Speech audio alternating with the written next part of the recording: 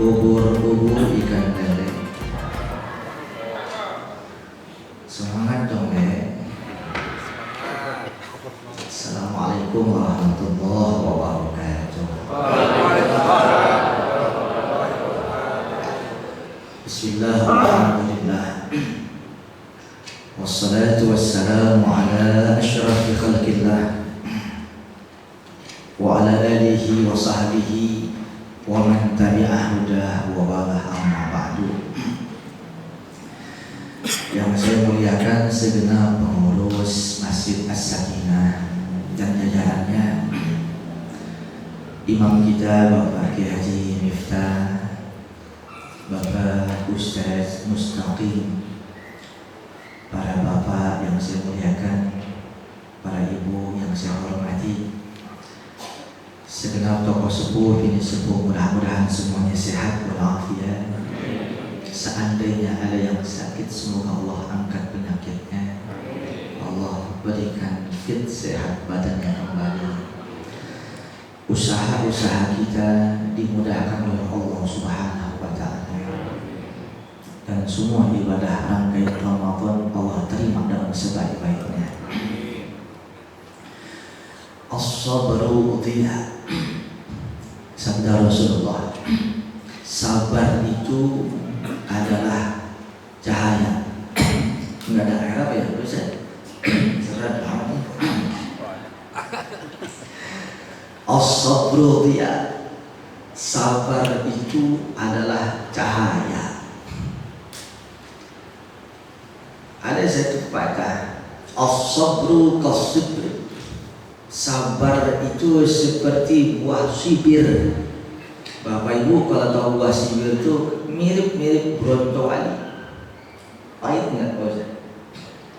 Pahitnya luar biasa. As-sabru kas-sibr. Sabar itu seperti buah sibir yang sangat pahit. Murrun bi mazaqatihi. Sangat pahit rasanya, lakin awaqibahu ahla minal asal. Akan tetapi setelah pahit tersebut, dampaknya lebih manis daripada madu. Bu, madu manis apa pahit? Mau di madu?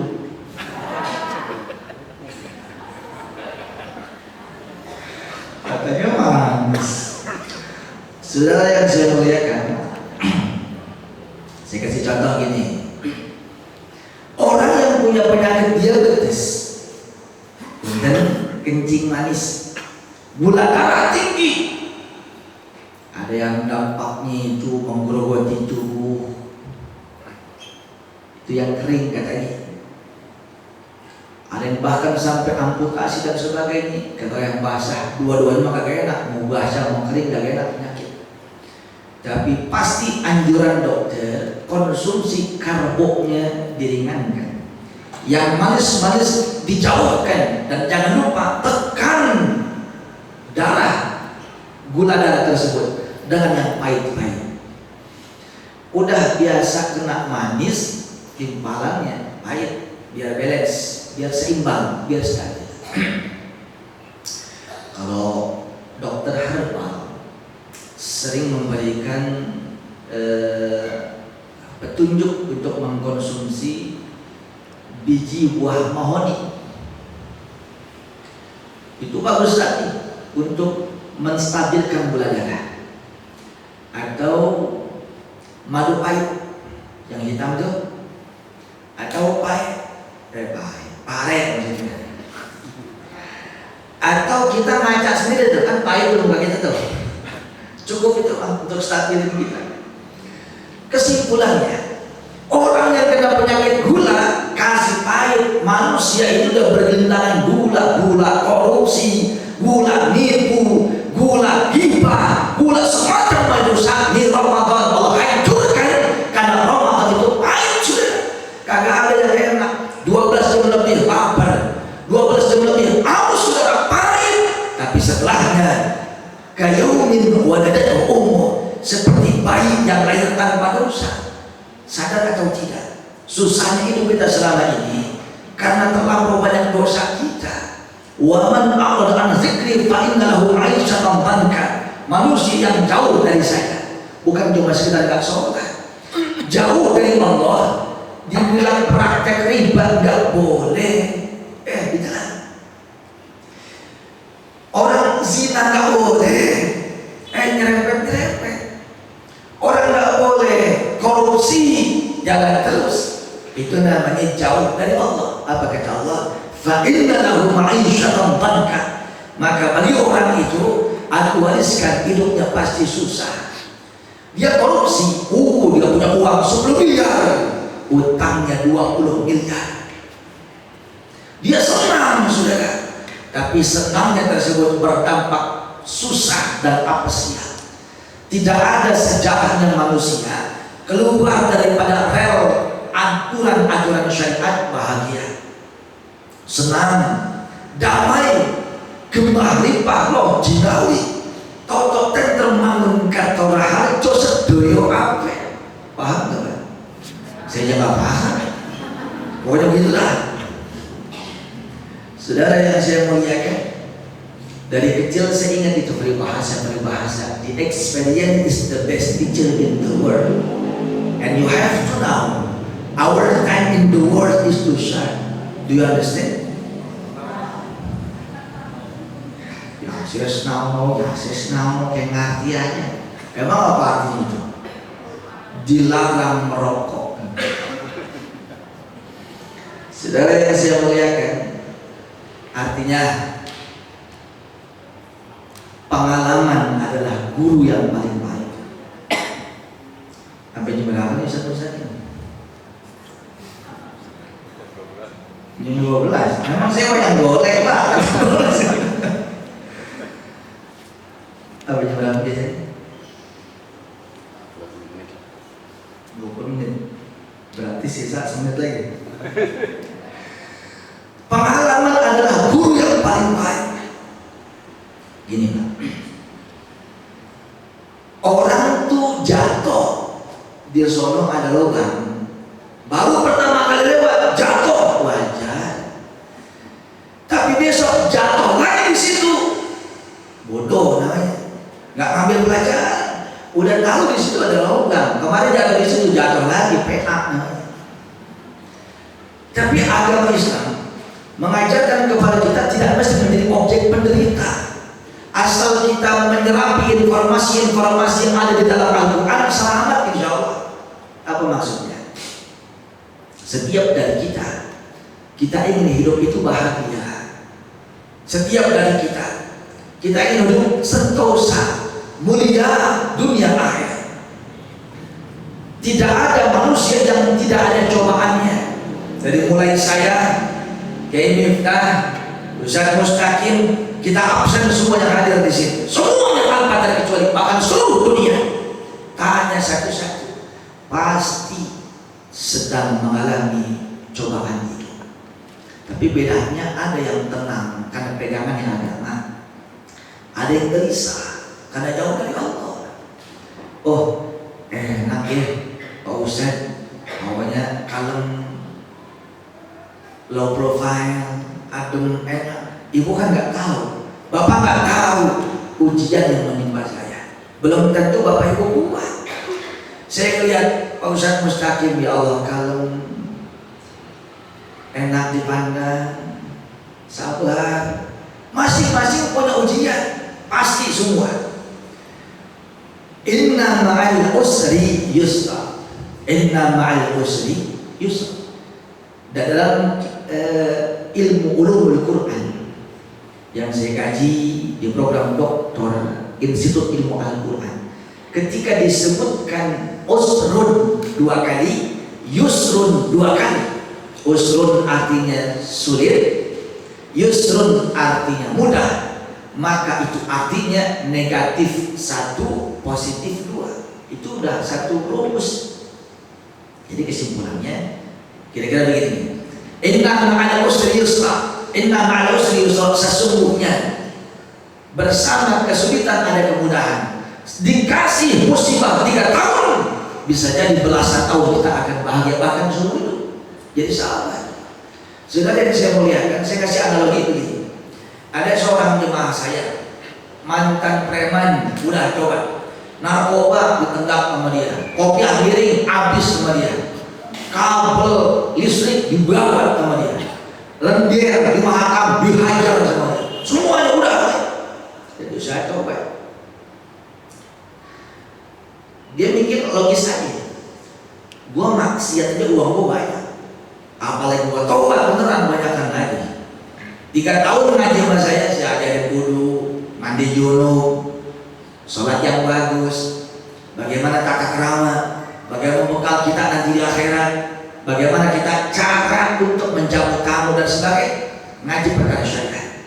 Dapat 3 tahun, istrinya kabur, anaknya bolak-balik ke Sidis, hancur bisnisnya, anak buah ditangkap semuanya. Sekarang kontrak di sawangan sebulan gue habis semuanya. Jadi saya ngomong sama saya 5 tahun yang lalu, Ustaz, saya mau curhat boleh nggak? Tapi jangan sakit hati Ustaz. Lo mau curhat lo yang sakit hati, emang urusannya apa? Begini Ustaz, saya kan dulu maksiat, semua Ustaz tahu kelakuan saya, uang saya banyak banget. Terus lempangan saya ngaji sama Ustaz wajib larat ya. PA. Kalau gua ngajar lo ngempet, gua lu nalain gua. Kalau gua ngajar lo nyolong, bezina, boleh nalain.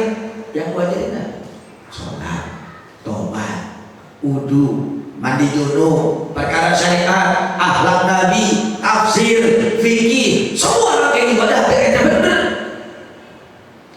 Kan saya bilang tadi Ustaz, jangan sakit hati. Saya cuma pengen tahu lempangan maksiat banyak uang, lempangan taat kenapa melarat. Begini, tadi konsepnya, orang kena penyakit gula, tekan dengan yang lain.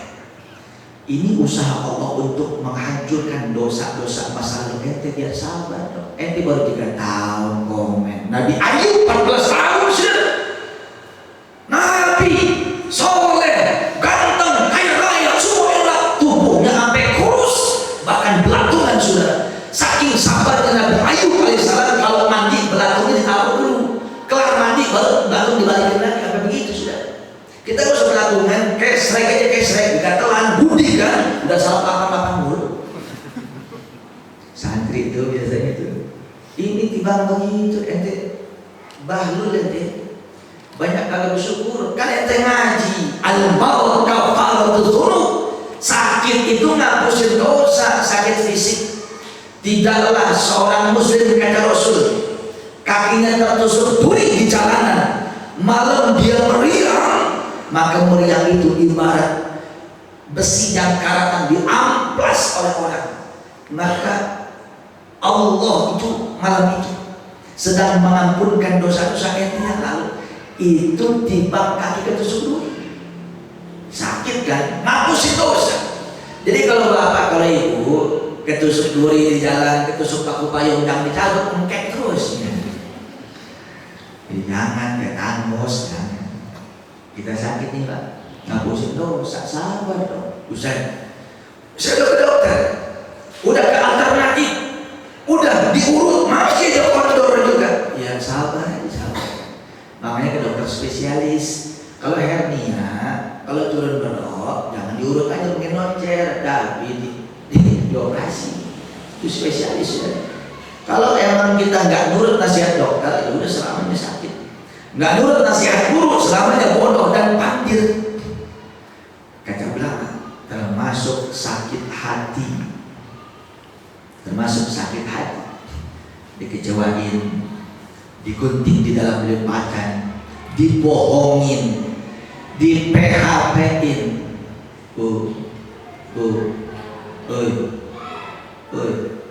Tahu PHP? Hah? Saya punya mantan Bu, namanya Claudia Setia Bella. Tuh, Ustaz Mustafa. Ini mama akhir zaman, sama Ustaz aja suzon. Kagak percaya kan ya? Saya jadi lupa gimana tadi? Iya. Di mall Taman Anggrek 3 hari yang lalu, saya ketemu mantan saya lagi sakit, dia ngomong begini. Ada masalah? Banyak. Ustaz boleh banyak, RT mana lain dah.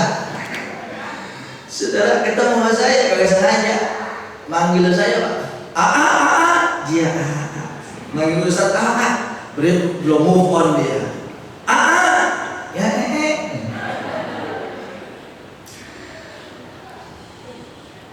aku nyesel putus sama kamu. Kan saya belum ada rasa ya Bu ya. Emang siapa dia ya? Dia curhat. Ada orang besok mau lamaran, iya sama dia. Nggak jadi. PHP, pembuat harapan palsu. Rupanya dapat kabar minggu besok dia mau nikah di Palembang. Ya Allah ya. Ustaz, boleh nggak aku meluk kamu? Nggak boleh dong. Jangan memeluk aja. Hati sih pengen gitu, tapi kan kagak boleh. Bagaimana Ustaz? Saya kasih kabar, saya kasih berita, saya kasih informasi, saya kasih tenangan. Kamu biar sabar. Orang sabar tuh cahaya naik. Ingat dulu mungkin kita sering nyakitin emak kita, sering bohong, dagang ngurangin timbangan, dagang suka ngurangin takaran, suka manipulasi data, rekayasa fakta, uangnya banyak tapi ngibul. Sabar. Ini ujian kamu terbesar masalah cinta. Susah. Tapi satu sisi Allah ingin menghancurkan dosa-dosa kita lantaran kesabaran kita. Untuk menutup mimbar singkat ini jemaah, saya ingin katakan begini. Media Ramadan ini bukan sekedar media melatih kesabaran,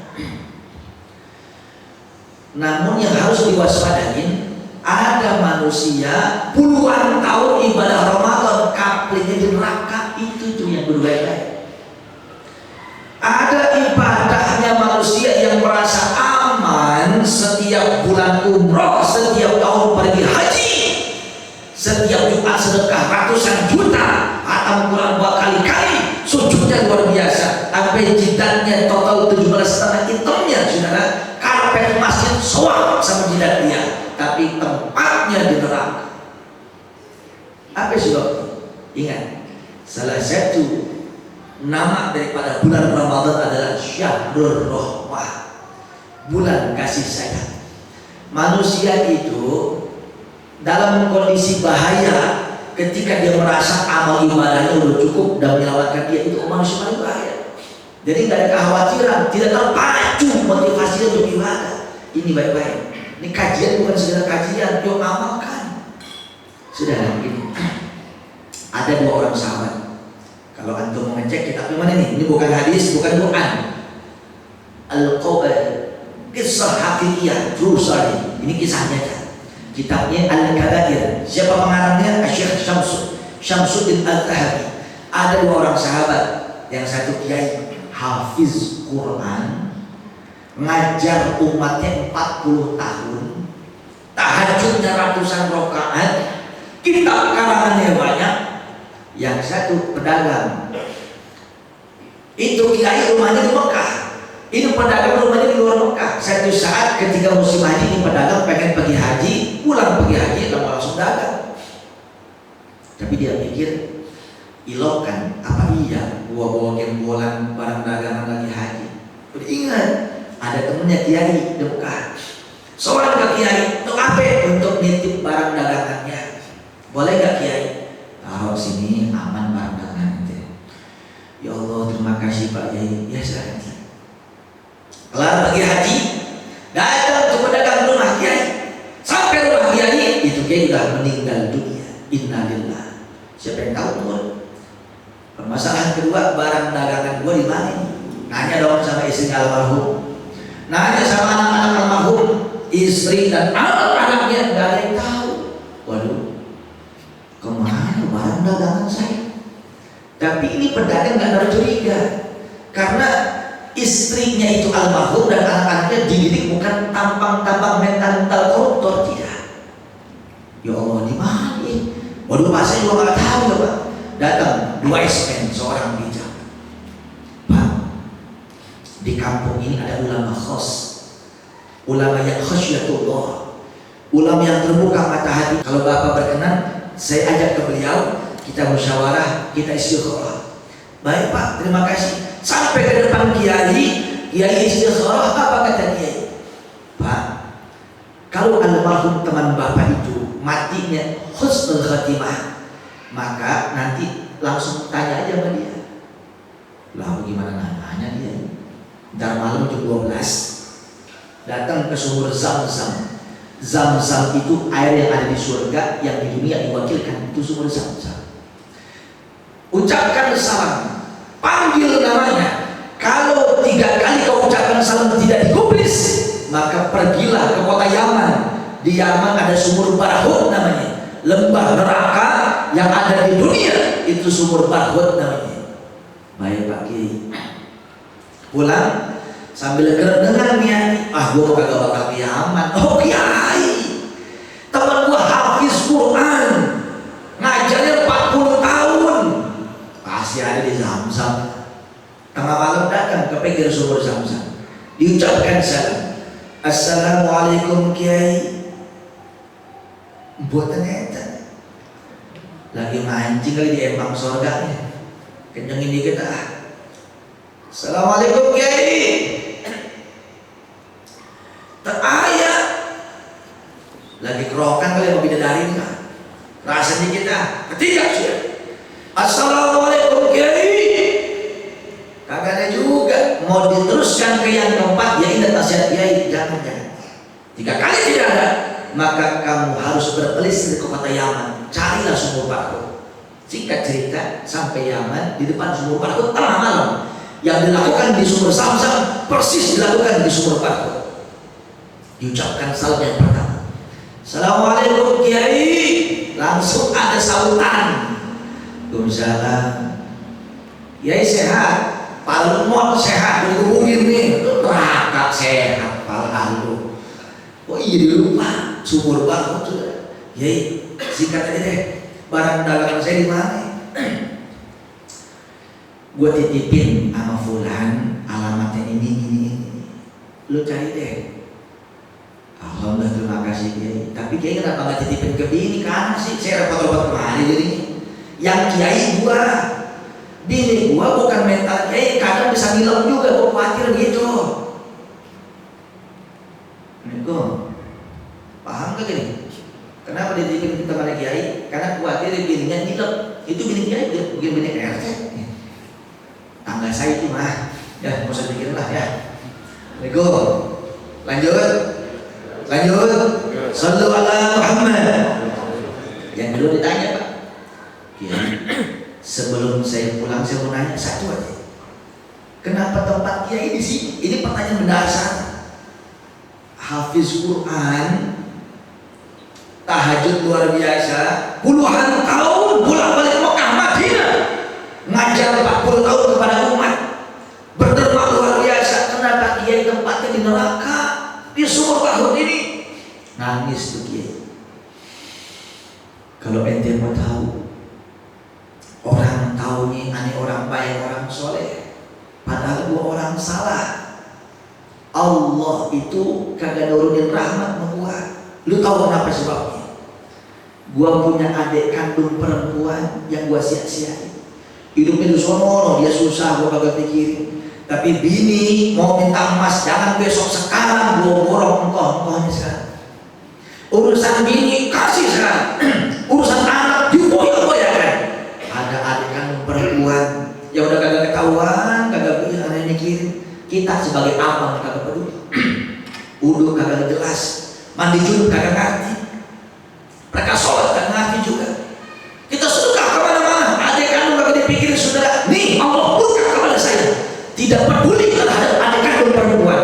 Bayangkan jamaah Masjid As-Sakinah, bagaimana kita nggak peduli terhadap mertua kita, nggak peduli terhadap orang tua kita, tidak peduli terhadap anak yatim, tidak peduli terhadap mertua dan semua yang kita sayangi. Nih Ramadan bukan cuma sekedar seremonial tahunan, lifestyle, buka puasa, terawih, buat apa? Rahmat belum tentu turun di masjid. Bisa jadi 2 miliar untuk pesantren, belum tentu. Kalau sombong, kalau dia kalau pamer. Tapi 2.000 kita kasih anak yatim, dia senang. bisa menggetarkan arus Allah. 20.000 menyenangkan anak yatim, apalagi 20 juta menyenangkan emaknya anak yatim, lebih hebat lagi. Tidak paham kali, silahkan. Mudah-mudahan ada manfaatnya. Allah berikan kita sehat panjang umur, rezeki yang berlimpah, hati yang ikhlas, ilmu yang manfaat. Alhamdulillah. Burung irian dan burung cendrawasih. Cukup sekian. Cucak roh, cucak hijau. Cakep. Bulu amat ya. Cucak roh, cucak hijau. Jalak suren, burung kacer. Itu nama burung. Assalamualaikum warahmatullahi wabarakatuh.